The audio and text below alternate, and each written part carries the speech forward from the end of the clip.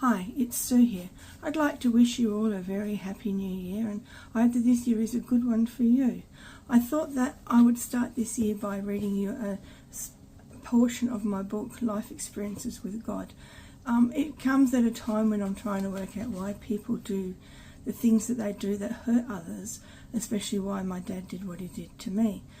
And it shows how God showed me and gave me an understanding that helped me to see why people do what they do. So I just thought I'll just read it out to you. It's Dad and Rejection. My dad was a complicated man. He was someone who had many different sides to him, and it all depended on your relationship to him as to what part of him you saw.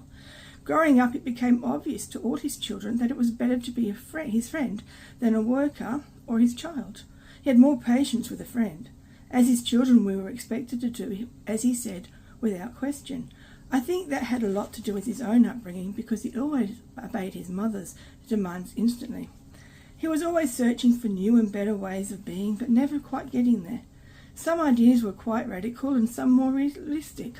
He went along with his new discoveries until it was time to put them into practice. This meant he had to make changes, and so he left them and began looking again. He had been introduced to Jesus in his late teens or early adult years, but I doubt he ever made a proper commitment to follow him. He was too selfish and wanted to do things his own way, which often went against God's way. Yet he never fully walked away from God either. I loved my dad, but I hated some of what he did. I hate the consequences his actions have had on my life and what I've had to overcome just to live a relatively normal life. Yet these experiences have made me who I am. I am stronger for them, and in learning to deal with the abuse, the emotional blackmail, the power and control he had over me, I have discovered strengths and wisdom that I never knew I had. I know I am a better person for it. I am also extremely grateful that I had Jesus. He went through it all with me. He was and is my source of strength. He is my hiding place, my tower of refuge, Psalm 61 verse 3.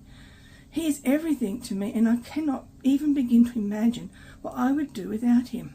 Even now, when life gets hard or I start to get overwhelmed with problems, I go running to him. In my mind, I see myself in his hand, sheltering under his thumb where he protects me. I let his strength fill me until I am ready to stand and go fight another day. One day I asked Jesus why my dad did the bad things that he does. Jesus' response was to take me to a patch of green grass we always go to in the spiritual realm, where he shows me something important. I saw a picture of my dad and then a blacked out picture of my dad standing next to each other. I could see my dad as the person God had created him to be, full of potential, smart, and with the ability to do much good in the world. Then Jesus said he allowed sin to enter, to rule his heart, as he pointed out the blackened picture of my dad. Jesus said this with a sadness to his voice.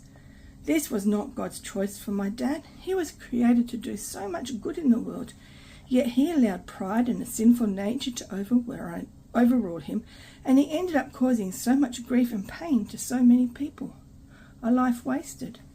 We are created to worship God, not because we have to, but because we want to. This is why we are given a free will. We get to choose. Love demanded is not real love.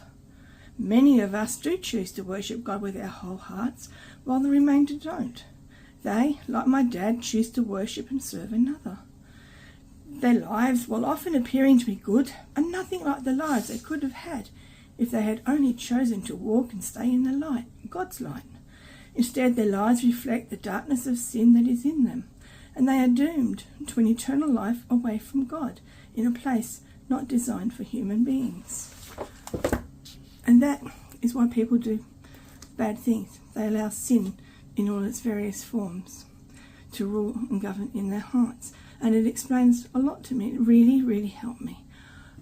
I pray that that may help you too.